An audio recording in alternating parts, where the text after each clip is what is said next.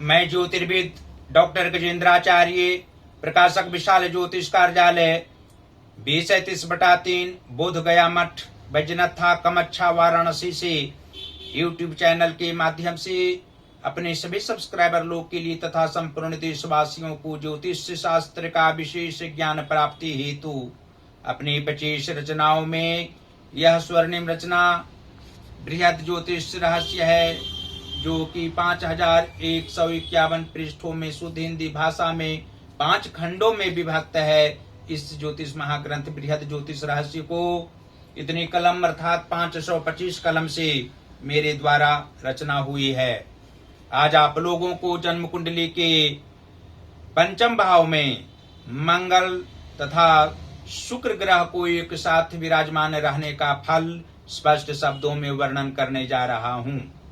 जन्म कुंडली के पंचम भाव में मंगल तथा शुक्र के मेल से जातक एवं इसके पुत्र व्यवसायिक व्यक्ति हो सकते हैं। विद्या के प्रति अभिरुचि भी रहा करती है। आजीवन धन के पीछे वशीभूत होकर समय व्यतीत करने वाले भी होते हैं। धार्मिक कार्यों में अभिरुचि कम रहती है, सत्य पर कम, लेकिन सांसारिक कार्यों व अश्लील कर्म में भी हाथ बटाने वाले नहीं होते हैं। युवावस्था के उपरांत कुछ बदलाव आता है। मानसिक विचारों में परिवर्तन अत्यधिक रूप से उस समय होते हैं। यदि भगवान गणेश की आराधना माता लक्ष्मी सहित एक साथ करेंगे तो अवश्य ही मंगल तथा शुक्र का प्रभाव सत्य की ओर प्रवृत्त करेगा। ये दोनों ग्रहों को शुभ होने में भगवान गणेश की सहायता की आवश्यकता निश्चित रूप से होनी चाहिए। इनके सत्प्रभाव से शुक्र उत्तम फल प्रदान करेंगे।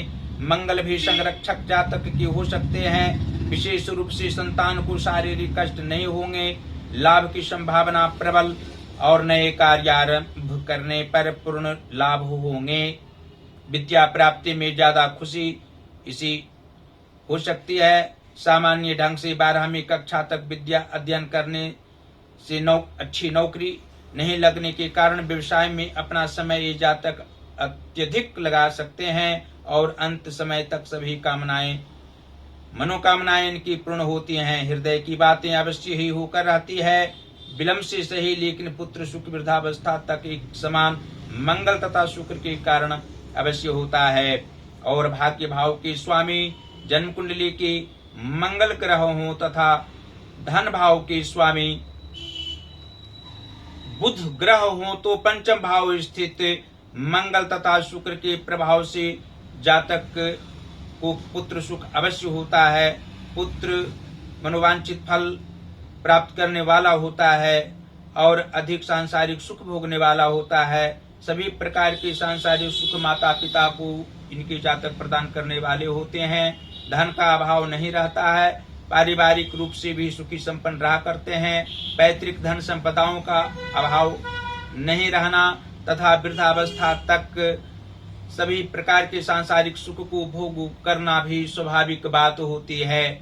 और जन्म कुंडली के एकादश भाव के स्वामी बुध ग्रह हों तथा मातृभाव के स्वामी मंगल ग्रह हों तो पंचम भाव स्थित मंगल तथा शुक्र के प्रभाव से जातक का आदर्शवान व्यक्ति होते हैं।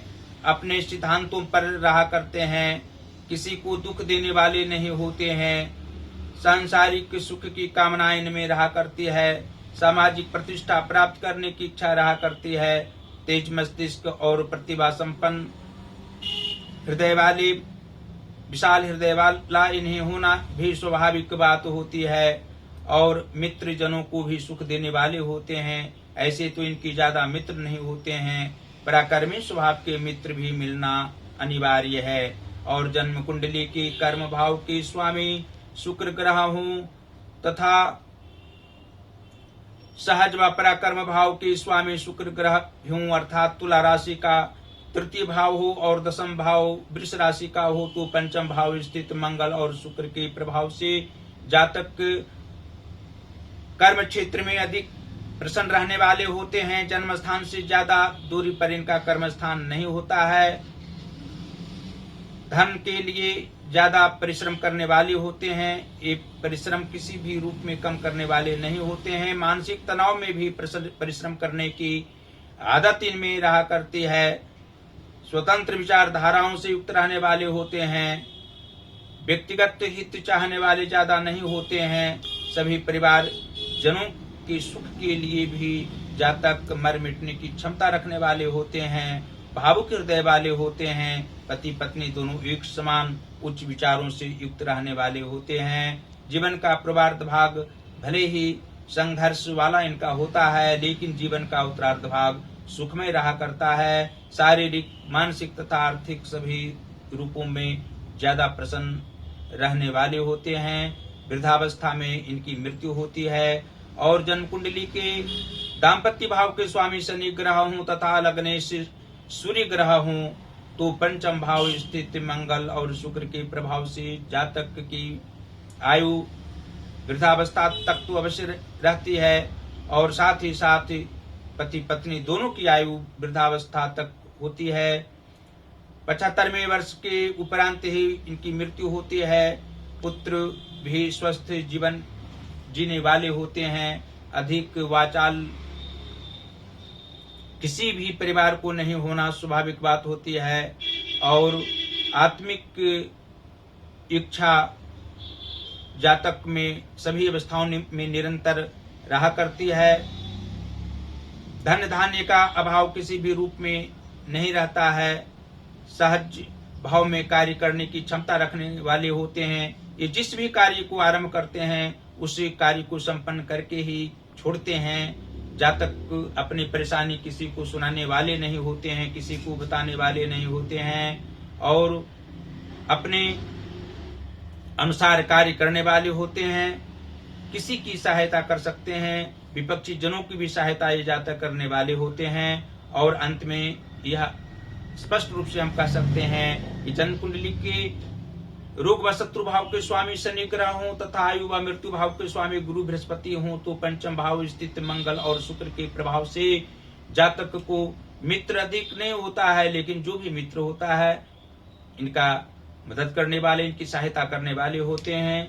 लेकिन जातक को मित्र जनों पर भी सावधान रहने की आवश्यकता युवा अवस्था में मुख्य रूप से होती है, और अपने आदर्शों पर रहने वाले ये होते हैं।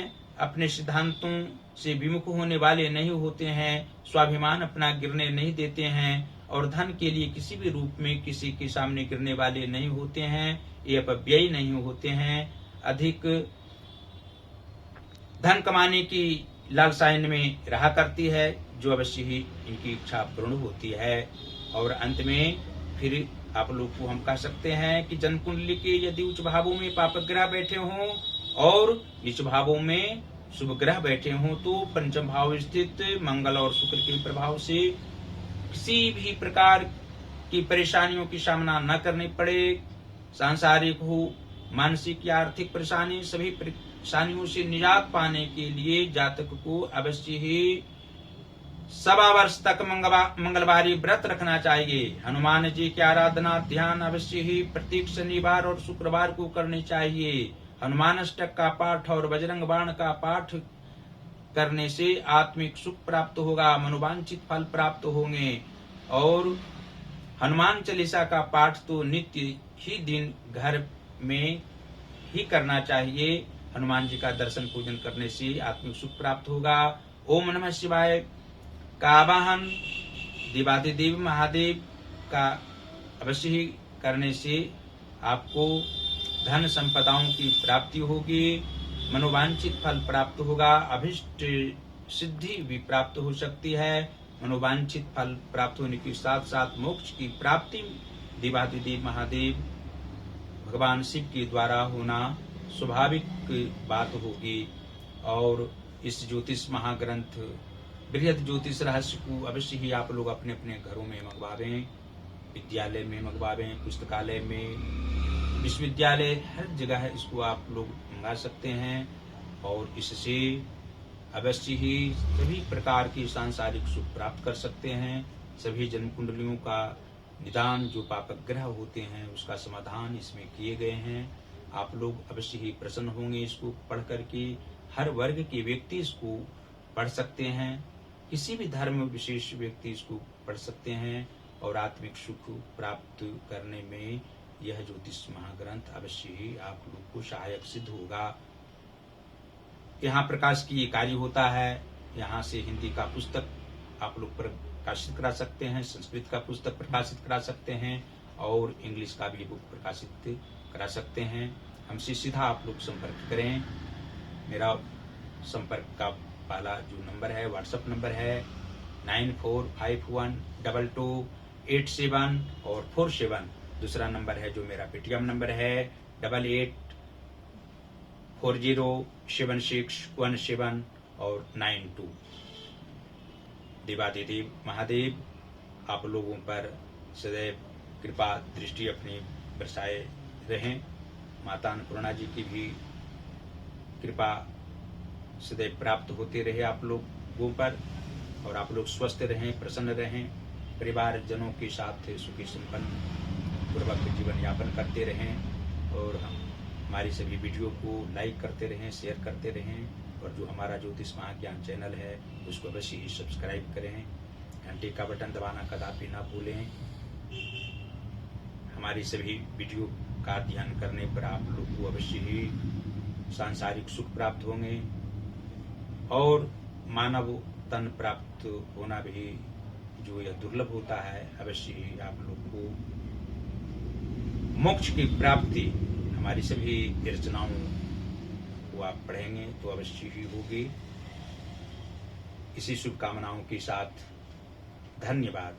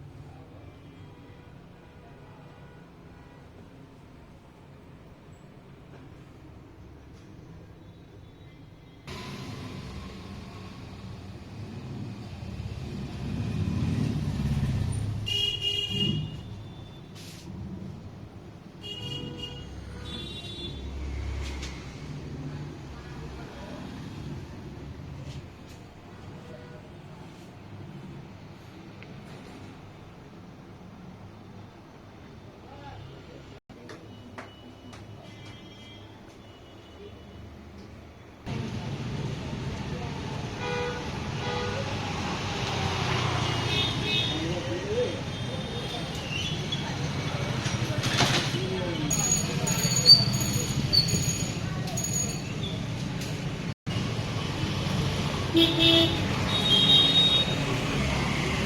you.